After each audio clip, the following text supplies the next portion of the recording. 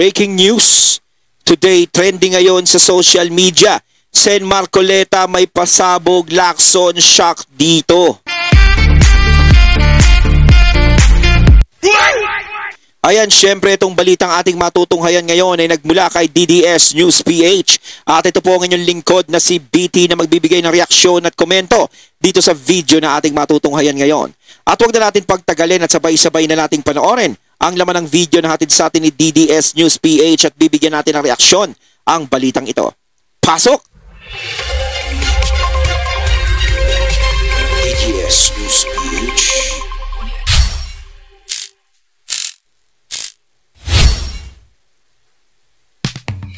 Okay, heto na po, no? Pag-usapan natin itong interview ni Corina Sanchez with Senator Marcoleta. Ayan, syempre bago natin simulan ng video ito, nais ko nga pala magbigay ng credits dito sa boses at video na matutunghayan natin ngayon at bibigyan ng reaksyon walang iba kundi si Don Mar TV. Syempre huwag niyong kalimutang suportahan ang channel ni Don Mar TV. Mga katunay, pakibisita po yan. At huwag niyong kalimutang mag-subscribe at mag-follow para maging updated po kayo sa mga vlogs, reactions at sa mga balita na hinahatid sa atin ni Sir Don Mar TV. Ayan, pagpatuloy natin. Kasi ngayong November 14, magbabalik na po ang Blue Ribbon Committee hearing patungkol po dito sa flood control projects. Ayan, babalik na. Dito natin malalaman sa interview ni Ma'am Corina Sanchez ang mga tanong patungkol sa nasaan na si Goteza, ano na ba ang mangyayari kay Martin Romualdez, ano na ba ang mangyayari dito kay Zaldico, may nagko-control ba ni Zaldico, ang administrasyon ba ang sinabihan itong si Zaldico na wag ka munang bumalik dito sa Pilipinas. Kasabwat ba ang ating presidente dito sa flood control anomaly? Yan ang malaking tanong at dito lang yan malalaman natin sa vlog na ito at magre-react tayo patungkol po dito kay Senator Marcoleta. Okay? Pero guys, bago ang lahat ha, don't forget muna na i-like at saka i-share itong video na ito para kakalat ito sa taong bayan. Okay? And sa mga first time lang dito sa aking channel, mag-subscribe na po kayo kasi libre lang po ang mag-subscribe, walang bayad ang subscription ha. At updated pa kayo. Okay? But without further ado, simulan na natin itong interview ni Ma'am Corina Sanchez dito kay Senator Marcoleta. At magre-react tayo dito ha. Okay, play. With Senator Rodante Marcoleta. Hello sir, kumusta po? Okay na ma'am, Miss Corina. Natuloy din po tayo. Natuloy din. Napangarap ko ito eh. Ganun po ba? Mas pangarap po kayo ng marami kasi mahirap po kayong mahagilap. Are you by choice scarce from the media? Hindi naman. Hindi naman. Sa dami kasi nang inaatupag din. Oo. So ang resumption po ng Senate Blue Ribbon Committee ay kailan? Meron na po bang petsa? Nakikita ko lang sa social media. Parang November 14. November 14. Yes. Blue Ribbon Committee na po yun? Yes. Okay. Ano po ang reaction po ninyo sa pagbabalik ni Senador Ping Lacson bilang head ng Committee on the Blue Ribbon Committee? Kung gusto niyang bumalik, wala namang makakapigil sa kanya. Nagtaka nga ako kung bakit siya nag-resign. Actually, no, marami po ang mga nagsasabi na itong si Ping Lacson masyadong madrama eh. Pwede naman bumitiw pa sa Blue Ribbon Committee tapos babalik lang pala, di ba? para kasi nangyari, para siyang nagpa-tweetams. Yung tipong arte ako, gusto ko maging maarte, parang ganun. Ayoko, parang alis ako. Tignan ko kung hahabulin nila ako. Parang ganun, Diyos ko naman, Senator, Senator Ping, medyo ikaw, majonda na, pero, di ba? Pero ganyan pa rin ang pag-iisip, di ba? Sinasabi nga ni Senator Marcoleta, hindi, bigla ka lamang umalis, ba't bigla kang umalis?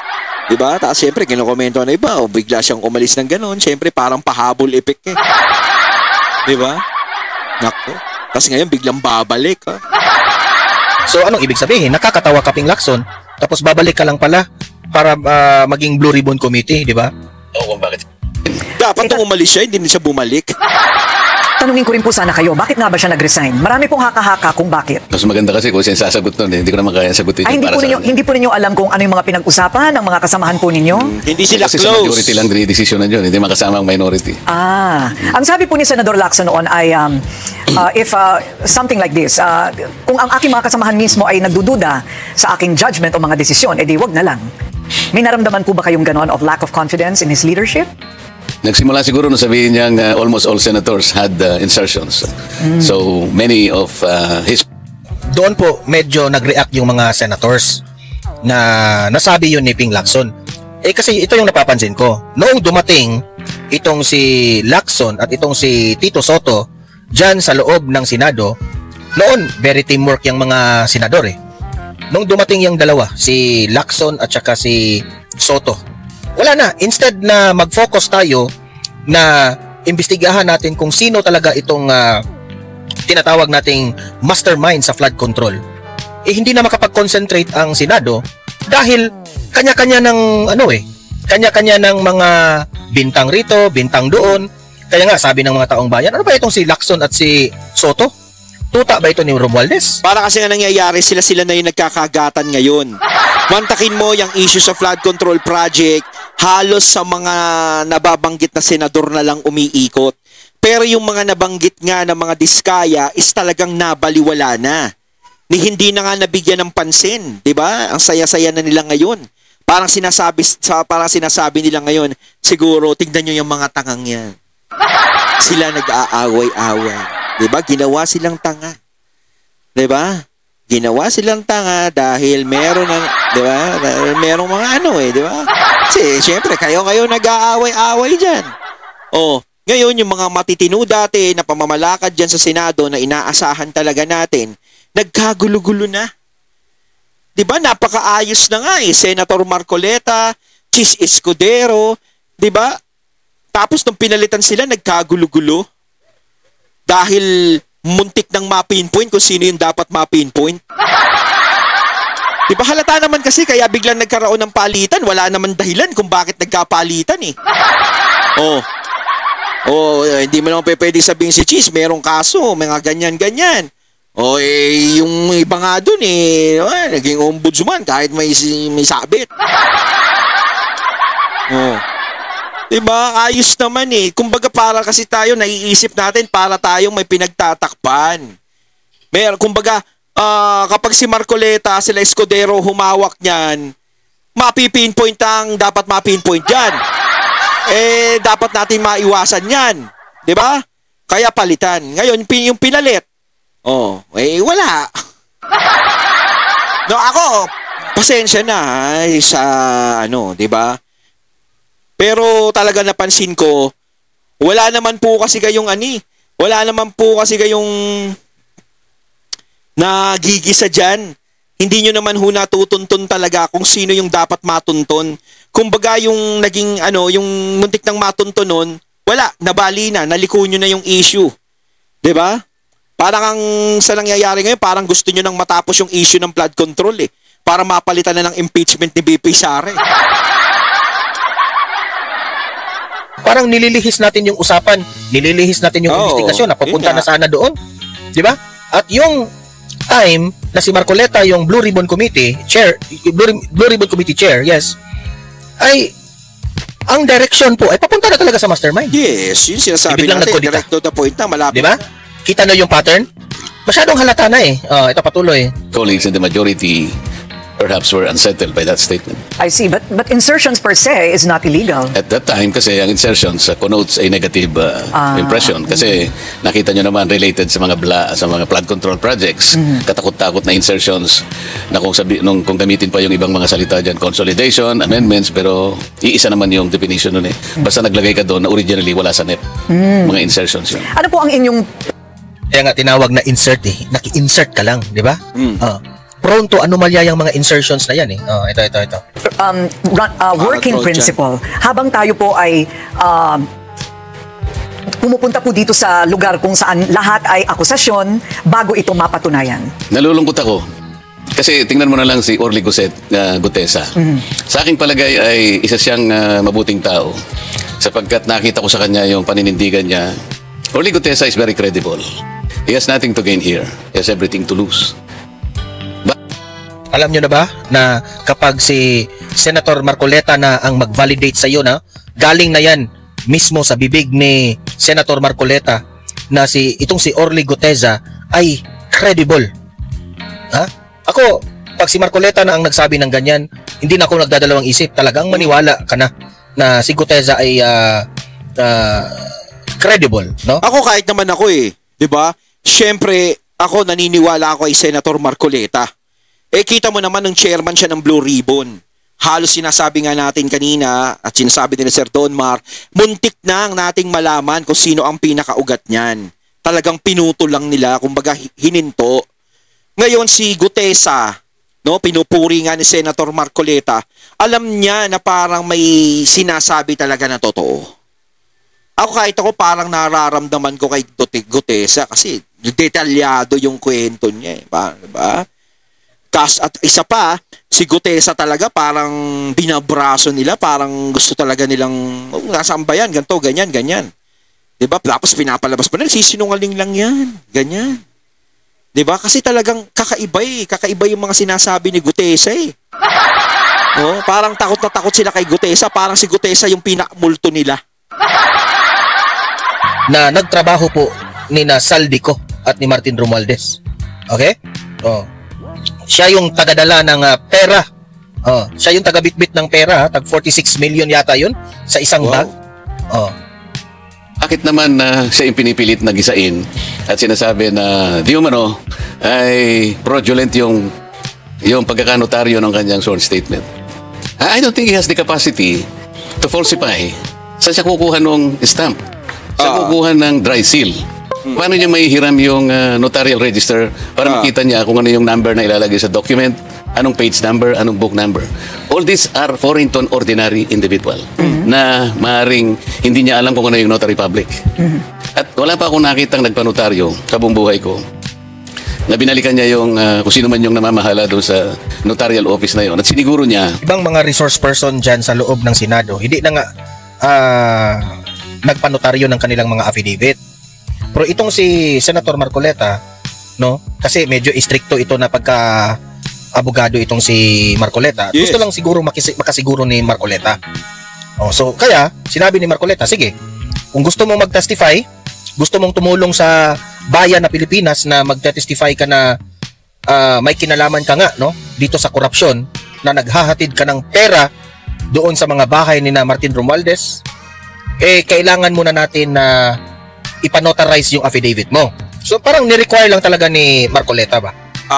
Ayun, it's very obvious na itong mga kalaban, no, itong mga sangkot dito sa anomaly na ito ng flood control, dinidiscredit ka agad itong si Orly Guteza kasi nabanggit na po yung pangalan ni Zaldico at ni Martin Romualdez. Syempre natatakot sila dyan.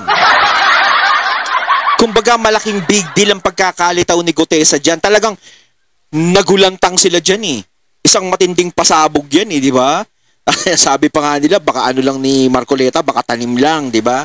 Parang inano lang ni Marcoleta, bata niya, inudyukan lang, sus Mariose. Kapag merong sumasabit na sasabihin ganun. So dinidiscredit nila kagad. Hindi natin alam kung sino ang mga tuta nitong ni Martin Romualdez at ni Zaldico na Orly Guteza is discredited by the notarized na hindi yan pirma na yung pinapipirmahan niyang ipanotarize. So, doon pa lamang halatang halata na there is something behind, no? So tingnan lang natin kung itong si Ping Lacson ngayong November 14 ay ipapatawag ulit itong si Orly Guteza.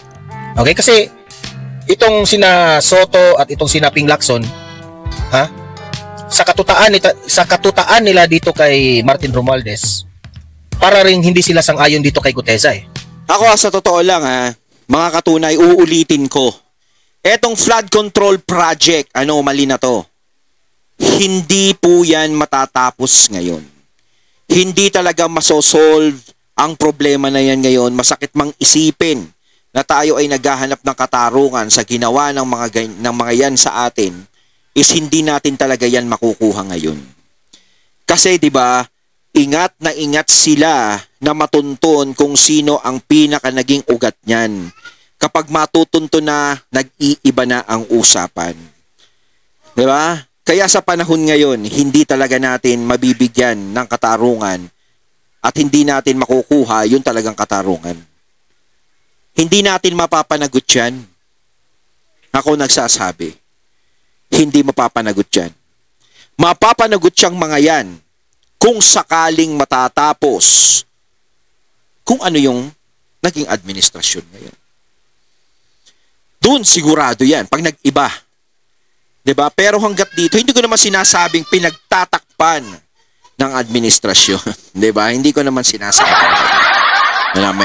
Kahit pa paano, 'di ba? Ako hindi ako nagbibigay ng masamang tinapay. Pero, 'di ba? Hindi rin naman mawawala sa isip ng tao yung ganong bagay. 'Di ba?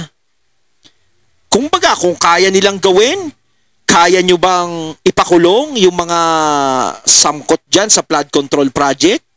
Gawin nyo. Para makita naman ng tao, ng mga taong bayan, na kaya nyo. Kahit sarili nyong kasama, ilaglag nyo. Diba? Kung talagang may kasalanan, ilaglag nyo, ipakulong nyo. Kasi hanggat ganyan ang ginagawa nyo, investigasyon, paulit-ulit lang, walang nangyayari, isa lang yung iisipin ng mga tao, hindi lang ako, na meron kayong pinagtatakpan. Yan ang totoo. Eh baka mamaya sabihin nyo naman, meron tayong papapanagutin. Mga Duterte nagbigay ng problema niyan eh. Sa Duterte nagsimula, sasabihin ganun. So ang ibig sabihin, Duterte ang papapanagutin doon. Di wow. Diba? Siguro maski ikaw siguro isipin mo rin. Sige nga, kung talagang buang loob mo kasi mabigat naman yung accusation niya. Talagang he is connecting the dots between Saldico and Martin Romualdez and nobody did. Siya lang. So para sa akin lang yun. I want to satisfy myself that this guy is a clown. So sabi ko, may time ka pa naman. Sabi ko pa kay Mike, pakitulog. Papa, sa na-observe ko dito kay Orly Guteza during the hearing, noong nang nagpakita itong si Orly Guteza doon sa Senado, wala akong nakita na inconsistency at binabasa ko yung body language niya, yung the way he speaks, the way he answered the question, kung medyo pinag-isipan pa ba niya o parang gumagawa lang ba siya ng kwento. Ino-observe ko siya word by word. Wala tuloy-tuloy. Tingnan nyo diba? Sa mga audience ko dito sa Don Mar TV, i-try ninyong i-review ang video ni Guteza nung siya ay nandun sa Senado. Kasi kung sakasakaling nagsisinungaling yan, utal-utal yan. Pero kapag detalyado yung sinasabi niyan, hindi nagsisinungaling yan. Diba? Parang tayo naman, bago ng bago, parang hindi naman tayo nagsisinungaling Diba? Kumbaga para sa akin si Guteza nga nakita ko ganun Organisado yung sinasabi niya, alam niya yung sinasabi niya. Hindi mo talaga makikita na sa kanyang muka na nagsisinungaling siya o naggawa-gawa siya ng kwento. I-try nyo. You put yourself into the shoe of Orly Guteza. Tapos, i-analyze mo kung siya ba ay nagsisinungaling o hindi. Yan lang. Diyan pa lamang malalaman mo kung siya ay nagsasabi ng totoo o hindi. Yes. At sa nakikita ko, he was telling the truth. Kung yun na lang, nagmamadali ako, babalik ako sa Senate kasi hahabulin ko yung aking 3 o'clock Former session. Senator Mike Defensor. Congressman. Congressman, yes. Yeah. So umalis na ako. Then bago ko umalis pala, sabi ko, okay, kung buong loob mo Orly, bukas ang hearing. At sana before 9 o'clock, nakapasok ka na sa Senate. Which he did. I think Senator Ping even monitored the CCTV na-interview siya somewhere. Sabi niya, pinakuha ko yung CCTV and I saw that Guteza was fetched from the guards area at 8:27 and he was whisked into the office of Senator Marcoleta. Pagkatapos noon, after 30 minutes yata to about 1 hour, sabi niya, dinala siya sa lugar na kung saan yung mga maghihiring. Ganong kalawak kanya yung kinalaman ni Senator Marcoleta. Hindi ko malaman kung ba't niya sinabing ganong kalawak. Hindi, Senator Marcoleta. Siyempre, may halong inis si Lacson kasi sa'yo. Diba? Inaaway mo kasi si Lacson Diba? Parang ang bata, diba? Kita mo naman, nagpapalambing si Senator P. Kita mo naman ngayon, parang bata din, babawi ako sa'yo. Babangon ako, tuturugin kita. Dinadamay ka pa, Senator Marcoleta. Sinasabi nga ni Senator Marcoleta, hindi naman siya talaga yung nagpapaano kay Guteza. Kaya nga sinabi niya, kaya mo ba? Ganto. Ganyan. Hindi niya hinimok. Kaso syempre, may mga nagbibigay ng masamang kahulugan doon. Ano ibig sabihin kalawak? Niaaway mo kasi si Ping Kaya tinatanong ko lang, mas a chairman of the Blue Ribbon Committee, tingnan ba niya sa CCTV kung sino yung pumupunta sa mga opisina namin? Can I also do the same to him? Pinagdudahan kasi niya yan ang hindi nagugustuhan ni Marcoleta dito ni Ping Lacson. Para sa akin, Kumbaga talagang mainit ang mata ni Lacson kay Marcoleta. No? Parang si Lacson, naka-target lang ako sa'yo, Marcoleta. Di ba? Ininis mo ko eh. Di ba? Binasag mo ang trip ko sa Senado eh. Babasagin ko rin trip mo. Di ba? Ito talaga si Lacson, no? Pinapaspay niya itong si Marcoleta na baka may gagawin itong anomalya with Orly Guteza. Malawak ang utak mo, Senator Ping. Magalit sa atin yan. Palagyan din tayo ng CCTV niyan. Saan niya makikita ang CCTV? Kung paano nag-uusap si Orly Guteza at si Senator Marcoleta doon sa Senado nung pagpunta ni Orly Guteza? Yan nga pinagtataka ko eh. Alam nyo, itong si Lacson rin, no? Parang praning rin eh. Napapraning rin, parang yung presidente natin bangag. Like, I want to see, on a daily basis, who are the people? Tamang hinala. Who are the personages are coming to his office? Bakit di rin niya mabutihin? So you took offense? I took offense because I don't think this is the job of a senator. Much less kung ano yung rapport niya sa kapwa niya senator. So, meaning you took it to mean that he may be suspecting that this was all your orchestration. Parang ganun. Parang ganun. Hindi ba? Praning nga eh. Si Lacson na praning nga eh. Akala niya siguro na itong si Marcoleta ay gumagawa ng ebidensya, gumagawa ng witness. Sige. Yun naman talaga yung gusto nilang palabasin. Na si Gutesa ay gawa-gawa lang. Di ba? Kasi nga iba yung binabanggit ni Gutesa. Iba. Medyo hindi maganda sa pandinig nila. Kaya nga sila nandiyadyaan eh, to take control the system. Ay, nako. Na ikaw ay nagiging sigurista ka lang, no? Naging sigurista lang itong si Ping Lacson, pero hindi maganda. Di ba? Pinagdudahan mo si Marcoleta ng ganyan? Kung pinagdudahan mo ng ganyan si Marcoleta, bakit mo, alam ng taong bayan na malinis itong taong ito eh. Yes. Bakit mo ginagawa yan, Ping Lacson? Bakit? Gawain ba yan nyo dati? Nagtatanong lang kami ha. Baka gawain nyo yan dati. Baka sino ang makapag-akala na ganun po kalikot ang utak ninyo o isipan mo, Ping Lacson? Lawak na imahinasyon. Nagtatanong lang kami, bakit malikot yung isip mo sa tungkol sa ganyan? Baka ginawa mo yan dati? Nagtatanong lang kami ha. Kasi napapraning ka eh. Kasi magkasya na pumunta na lang yung tao. Why would he look into the CCTV? Well, at that time, you were the Blue Ribbon Committee Chairman. He was already. He was already. Hindi, out na ako. So, palagay po Hindi niyo lamang yun eh. May nagsabi pa sa akin na tinignan din nila yung CCTV doon sa Seascape. Isang Chinese resto na nandun yung Golden China. Kasi sinabi ko, before I presented Gutesa, kinuwento ko yung... Akala nila na itong si Gutesa, gawa-gawa lang na witness. Yun ang akala nila eh. Napahiya sila. Antecedents. So sabi ko, tinagpo ko siya para malaman ko talaga, nagmamadali ako. So tinignan nila siguro yung time frame. Parang tumama yung time frame dahil hindi man ako talaga nagtagal. So mukhang hindi nila ipipresent yung Seascape. Because napansin nila, tama na, nagpunta siya tapos bumalik din. Kumbaga, pag walang sabit, huwag natin anuhin yan. Huwag natin labas yan. Pero sila parang nakikita ko, no, naghihintay sila ng pagkakamaling gagawin ni Senator Marcoleta. Kasi talaga si Senator Marcoleta, kahit naman sa Kamara, alam naman natin, napakalaking threat ni Senator Marcoleta. Lalo na dyan sa Senado, alam naman natin na talagang papalag at papalag si Senator Marcoleta. Hindi yan magpapailalim sa kanya. Kinaibahan nga lang noon sa Kongreso, syempre alam naman natin, hindi masyadong malawak ang mga kakampi ni Senator Marcoleta. Hindi katulad ngayon sa Senado, di ba, minority. Magkakakampi sila, may mga kakampi siya, may sumusuporta sa kanya. Pero ngayon, no, nakikita natin na talagang mainit ang mata ng mga alitap-tap din dyan, no, sa Senado kay Senator Marcoleta. Pero kayang-kayang dali ni Senator Marcoleta yan. Kumbaga hindi na bago sa kanya yung ganyang bagay. Okay, just to summarize so far, ito pong nangyari sa pagnonotaryo ay teknikalidad at gawain na talaga. That I can confirm because from my own experience, nangyayari po talaga. Yes, it is a practice. And parang walang basihan ang sinasabi nila na kayo po ang nagpakana ng buo at nag-choreograph ng buong Gutesa episode. Hindi lang yun. Dapat mag-umpisa doon sa anong motivation. Ikaw na rin ang nagsabi. Anong motivation? Dalawa. Ang balita, itong dalawang, hindi ko alam kung yung Mark Tiksay kung nasaan, pero yung John Paul Estrada, nandun doon sa Chile at binabantayan. Saan po? Chile. Chile. Yan ang huling balita. Chile. Sabi, yung dalawang tao na yan, no, binabantayan kasi yun ang magiging star witness rin eh. Grabe guys. Ayon, at ating natunghayan ng video na nagbula kay DDS News PH. At syempre natunghayan natin ang boses na yun at ang video na yun na binigyan natin ng reaksyon na nagmula kay Don Mar TV.